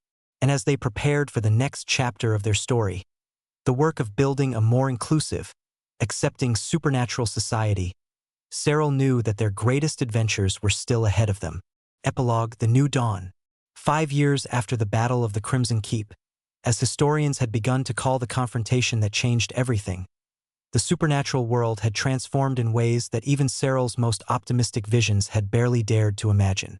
The rigid boundaries between species that had defined supernatural society for millennia were giving way to a more fluid, cooperative approach that celebrated diversity rather than merely tolerating it. Cyril stood on the balcony of what had once been Karen's private retreat and was now the headquarters of the Interspecies Harmony Council, watching delegates from dozens of different supernatural communities work together on problems that would have seemed intractable just a few years earlier. The transformation hadn't been easy or immediate. There had been resistance from conservative factions in every community, attempts to undermine the new alliances, even some violence from groups that preferred the old divisions. But gradually, the benefits of cooperation had become impossible to ignore. Trade between previously isolated communities had flourished. Joint research projects had solved magical and technological problems that had puzzled scholars for centuries. Most importantly, individuals who had been outcasts in their birth communities had found acceptance and belonging in the new mixed settlements that were springing up throughout the supernatural world. "The morning briefings are ready," Leo announced, appearing in the balcony doorway with the easy confidence of a 13-year-old who had grown up surrounded by love and acceptance. His shadow abilities had developed into something truly remarkable under Karen's patient guidance, and he now served as one of the Council's most effective diplomatic messengers, able to travel instantly between locations through shadow-walking techniques that impressed even experienced supernatural practitioners. "Thank you," Cyril replied, but he lingered for a moment longer, watching a group of young werewolves work alongside dragon scholars on what appeared to be an astronomical calculation. 5 years ago, such cooperation would have been unthinkable. Now it was becoming routine. The briefing session took place in the conference room that had become the heart of their operations, where Chiron was already waiting with tea, and the stack of reports that arrived daily from council representatives around the world. Despite the enormous expansion of their responsibilities, they had maintained their personal partnership as the foundation of everything else they built. "Anything urgent?" Cyril asked, settling into his chair and accepting the cup that Chiron offered him.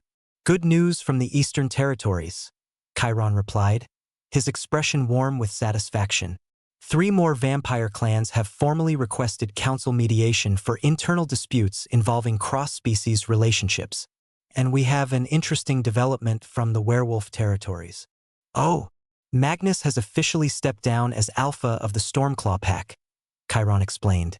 "He's asked Arian to take over leadership and has requested council assistance in restructuring their pack hierarchy to be more inclusive of non-traditional relationships and diverse family structures." It was exactly the kind of development that their work had been intended to inspire, but Cyril still felt a flutter of amazement every time he encountered evidence of how far the ripples of change had spread. Their morning briefing was interrupted by the arrival of an unexpected but welcome visitor. Arian entered with the kind of confident bearing that marked him as someone who had found his true calling, but his expression was warm and genuinely pleased rather than arrogant. "I hope I'm not interrupting anything important," he said, though his tone suggested he knew he would be welcomed regardless. "Never," Cyril replied warmly. The relationship between him and his former fated mate had evolved into something that none of them could have predicted, not romantic love, but genuine friendship based on shared goals and mutual respect for each other's growth. "I've come with news about the Sanctuary Project," Arian said, taking a seat at their conference table with the easy familiarity of someone who was considered family. "We've identified 17 more locations where we can establish safe havens for supernatural beings who don't fit into traditional community structures." The Sanctuary Project was one of their most ambitious initiatives, creating networks of support for individuals who found themselves caught between worlds, half-bloods who belonged fully to neither parent species, beings whose abilities didn't match conventional categories, anyone who needed acceptance more than they needed tradition. "That's wonderful," Chiron said, genuine pleasure evident in his voice. "How are the local communities responding?" "Better than we expected," Arian replied. "Once they see the practical benefits, the increased trade, the collaborative innovations, the way diversity actually strengthens rather than weakens community bonds, most of them become enthusiastic supporters." They spent the next hour discussing implementation strategies, resource allocation, and the complex diplomatic work required to establish new institutions that crossed traditional territorial boundaries. It was exactly the kind of collaborative effort that their early relationship had pointed toward, but which none of them had dared to hope would become reality. As the formal meeting concluded and Arian prepared to return to his own territory, Leo appeared with a question that reminded all of them how much their world had changed. "Cyril, there's a delegation here from the Human Supernatural Research Division," the teenager said. "They want to discuss establishing formal diplomatic relations with the Council and setting up joint research projects on interspecies magical theory." 5 years earlier, the idea of humans seeking cooperative relationships with supernatural communities would have been laughable. The research divisions had been primarily focused on studying supernatural beings as potential threats or resources to be exploited. But the transformation that had begun with personal love stories had rippled outward to affect even those relationships. "Tell them we'll be happy to meet with them this afternoon," Cyril replied. "And ask Marcus to join us. His experience with human-vampire cooperation will be valuable for those discussions." As Leo departed to deliver the message, Arian lingered for a moment longer. "I wanted to thank you," he said quietly, his words directed to both Cyril and Chiron. "Not just for forgiving me, but for showing me what was possible when I was brave enough to grow beyond my limitations." "Everyone deserves the chance to become their best self," Cyril replied. "We're just grateful that you were willing to take that chance." After Arian left, Cyril and Chiron had a few minutes alone together before their next meeting. They used the time as they always did, checking in with each other about their personal relationship amid all the demands of their public responsibilities. "Any regrets?" Chiron asked, the question that had become a regular part of their private conversations. "Only that it took rejection and exile for me to find this path," Cyril replied. "But even that served a purpose. I needed to lose everything I thought I wanted before I could recognize what I actually needed. He moved to stand beside Chiron at the conference room window, looking out over the mountain settlement that had grown from a demon lord's isolated stronghold into a thriving center of interspecies cooperation. What about you? Do you miss the simplicity of your earlier isolation? Never, Chiron said without hesitation. Before I met you, I was just existing, maintaining my territory and my independence but not really living. Now every day brings new possibilities, new challenges, new opportunities to build something meaningful. He turned to face Cyril directly, his amber eyes warm with the kind of deep contentment that came from a life lived in alignment with one's deepest values. Besides, he added with a slight smile, I get to wake up every morning next to the person I love most in the world, work alongside him to make that world better for others like us, and watch our son grow into someone we can be genuinely proud of. What more could anyone want? As they prepared for their afternoon of diplomatic meetings and council business, Cyril reflected on how their personal love story had become intertwined with the larger transformation of supernatural society. They had proven that love could transcend species boundaries, that chosen family could be as strong as blood relationships, that difference could be a source of strength rather than division. But perhaps most importantly, they had demonstrated that individuals could refuse to accept the limitations that others tried to impose on them, could create new possibilities through courage and commitment, could change the world simply by insisting on their right to love and be loved. Their story had begun with an ending, the destruction of everything Cyril thought his future would hold. But like all the best love stories, it had become a beginning instead, the foundation for possibilities that neither of them could have imagined when they first met. And as the afternoon sun streamed through the conference room windows, painting everything in shades of gold that reminded Cyril of Karen's eyes and the warm light of home, he knew that their greatest adventures were still ahead of them. After all, changing the world was never the work of a single dramatic moment. It was the accumulation of countless smaller choices, each one building on the last, each one bringing them closer to the better future they were working to create. Their love had survived rejection, exile, political opposition, and the weight of cosmic responsibility. Whatever challenges lay ahead, they would face them together, supported by the knowledge that love really could conquer fear, that connection was stronger than division, and that sometimes the most revolutionary act was simply refusing to let others define the boundaries of your happiness. In the end, that was the true magic of their bond. Not the supernatural abilities it had awakened, not the political changes it had inspired, but the simple, radical act of choosing each other every day and building a life based on mutual respect, shared dreams, and unconditional love. As the sun set over the mountains that had witnessed the beginning of their story and would undoubtedly witness its continued unfolding, Cyril and Chiron prepared for another evening together. Another day of the ordinary miracles that made up a life well lived with the person you love most in the world. Their story was far from over. In many ways, it was just beginning.